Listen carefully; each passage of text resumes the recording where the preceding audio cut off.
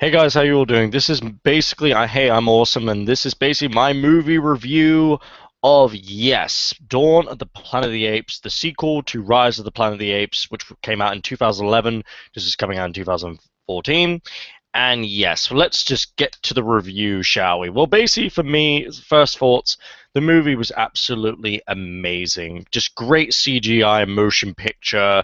Andy Serkis as Caesar, oh my god, what a performance.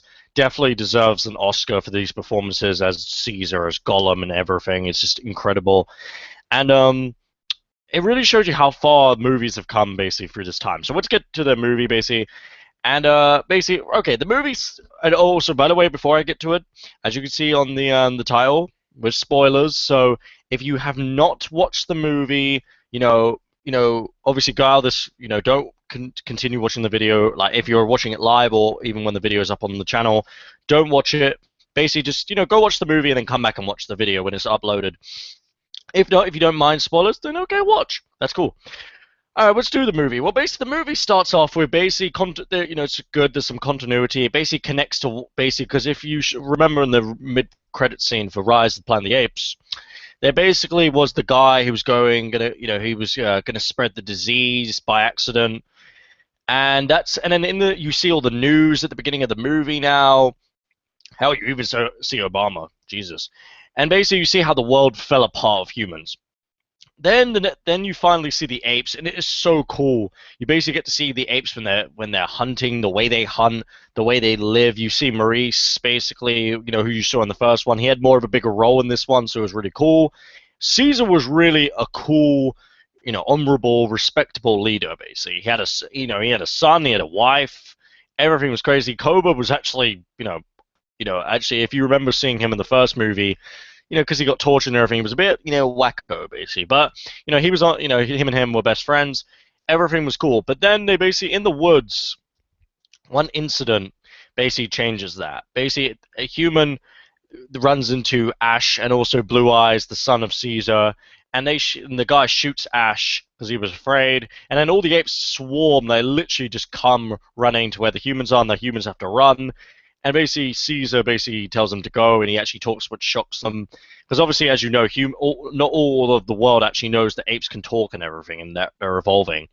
Then basically, Caesar and Thingy, they're a bit worried about the humans, and even the humans like Malcolm and everything, they go and they start saying, like they start telling people, but they're keeping it quiet, and then basically they come back, right, and what they do is basically the apes get their whole army, literally their whole army and their whole family, and literally just march all the way to the city of San Francisco, which has been it's just got people there. There's like there's no internet or anything. Like it's really, really bad what has happened to the world. That's only one of the places in the world. That's just one city. Probably the whole world's screwed as well.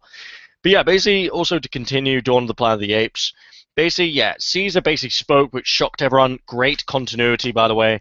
There, Caesar was amazing. He was like, "Apes do not want war." It was really cool. You could see how how strong as a leader Caesar was, how commanding he was, and I liked how Malcolm, with out of all the humans, he's the one that actually walks forward. And he doesn't say anything, but he walks forward, and he has some courage, and he's got some bravery to him. Malcolm. And basically, okay, and then after that, Malcolm says, "Okay, you know what? These apes, they're not just apes. We can actually, go and we can actually maybe we can get the power. We can get it working, but we have to cooperate with the apes, basically." And because he says he feels like he could really get Caesar to understand because he's like an ape. So really, he's given 3 days, Malcolm and the people with him, to go there. And my God, Malcolm literally just goes in there, basically, really brave and very, very a lot of courage to get in there in a place where you could obviously get crushed to death by the apes. Caesar obviously listens to his plan. Cobra wants him to kill him, basically, but it's really cool because Caesar basically allows them to do their work and basically and everything. But then there's an incident with the baby and where one of the guys who basically shot Ash, he had a gun where they actually, because Caesar said they could stay there, but they had to get rid of all the guns. So yeah. But what I like about Caesar here, where he ended up throwing the guy that was about to shoot the baby, and also Blue Eyes' son, he literally had the gun. He was pointing it at the humans, and he's like, he was kind of thinking, "Am I a killer? Am I not a killer?" That was kind of like what he was thinking. You could kind of feel because he knows if he starts killing humans, probably everybody else is going to want to start killing them because they all follow Caesar, they all respect him. So he made the right decision by throwing the gun, and then basically tells the humans to leave. But the humans are able to stay because the wife of Caesar is dying and she's really ill, so they help her, they save her.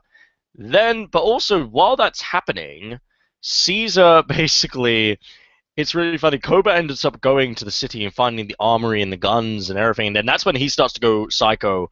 Basically, he finds it, but he goes and tells Caesar about it. But Caesar says, there's not going to be any war. But then Koba officially, like, literally goes, "You care more about the humans than us." So he gets fucking pissed. And then Caesar just literally kicks his ass. But luckily, Caesar once again, it was kind of like that test thing. Am I a killer or am I a hero or a good person? And that's what Caesar stopped again, basically. And but then basically, as I said, well, basically it's a happy reunion at the camp with the apes, basically. But then Caesar, Koba comes back with a gun and shoots Caesar, where everyone thinks he's dead. They make out that it's the humans and everything, and all the apes are pissed, so they all run all the way to the city and literally start wreaking havoc everywhere and, destroying everything. And then Malcolm's people had to hide during that time and everything, but they found Caesar and they literally take him back to where James Franco's house was. And I like the continuity here because they basically showed a few things. They showed like a quick camo of James Franco's character, and then Malcolm asks Caesar, he's like, "Who is that?" And he goes, "A good man like you." So that was really good. I like the continuity there. Obviously, we could all tell James Franco probably died by the disease because a lot of people did. But basically we get to it, and then basically they've got into the city, basically the apes, and they're chaining up everyone. They're locking all the humans up. Literally, this is really hinting to Planet of the Apes, really big time. And what I love about this is basically Koba is becoming more and more psycho, like the way he's meant to be, and you could see it. And Koba at one point, because Ash basically says he doesn't want to kill someone, he goes, This is not what Caesar would want." And then literally, he basically goes up to him. He's like, "Oh, that's okay, buddy." And he just grabs him and drags him, and then just throws him somewhat off the thingy, of the balcony. And he's like, "Caesar is gone. Apes now follow Koba." And then basically, so Blue Eyes is now, upset about his friend. But then he goes into Malcolm because Malcolm goes to get the medicine in the city, and he takes him to his father. He tells, obviously, Caesar that, like Caesar tells him that it was Koba that killed him. And basically, Caesar's healed, and then basically they free Maurice and some of the apes that didn't really want to go on the side of Koba. And then basically what happened is, which was awesome, there's this big battle where, you go to where Gary Oldman and a few guys, they have got contact to the outside world, and the army has literally, and I'm not even kidding, the army has actually found out, and they're literally coming to the city to sort out the apes and everything. And then basically, which I will get to later, that's hinting something, Caesar, everyone finds out Caesar's alive, and then it's Cobra and Caesar, and they just have a fight, and it's awesome. The great motion picture, the great action in the scenes. Obviously, Malcolm's playing a part because he's trying to stop Gary Oldman's character from blowing up the thing so the apes won't die and everything. But he blows it up anyway, but luckily most of the apes, well, actually a lot of apes do die, but most of them did survive. Koba is actually hanging from the edge, basically, and Caesar has the chance to save him. He holds his hand and then he just drops him, as he says, "You are no ape." But I think, obviously, because we know Cobra's a huge character, and he's going to be in Planet of the Apes more movies, because he's such a big nemesis and rival to obviously to Caesar. And yeah, the movie ends where basically Malcolm tells him that the army's coming, and then basically Caesar says for them to leave the humans because war is about to start, and basically ends in a cliffhanger where they're basically just waiting for the army to come. So that is the end of the movie. Plus, there was actually a little bit of something cool at the end. Someone reminded me. At the end of the credits, there's basically like, you don't see it, but there's like this like ape. You can hear them moving and bushes and everything. So I think that's Koba basically hinting that he's still alive. But anyway, there was also what I thought the movie was absolute 10 out of 10. The motion picture, the CGI, oh my god, it was incredible. I think the Transformer movies could really learn from Dawn of the Planet of the Apes because Dawn of the Planet of the Apes literally made it mostly focused on the apes. Now, if Transformer movies did that, where they actually focused just on the Transformers instead of, yeah, sure, you could have the humans in there, but make the Transformers the main people in it. Now, this is what they need to learn from Dawn of the Planet of the Apes because they made it about the apes, and that's why everyone loved the movie so much because you did it in the opinion, the mindset of the apes. So it was so cool. I felt Malcolm, the guy who played Malcolm, he led the movie really well as the human character. Andy Serkis, oh my god, what a performance!